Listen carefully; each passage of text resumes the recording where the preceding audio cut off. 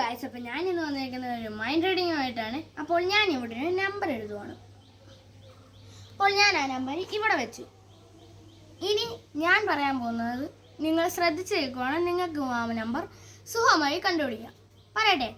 അപ്പോൾ ആദ്യമേ നിങ്ങൾ ആ ഒരു 10 തൊട്ട് 1 തൊട്ട് 10 വരെ 1 തൊട്ട് 10 വരെയുള്ള നമ്പറിൽ നിന്ന് ഏതെങ്കിലും ഒരു നമ്പർ ചൂസ് ചെയ്യുക.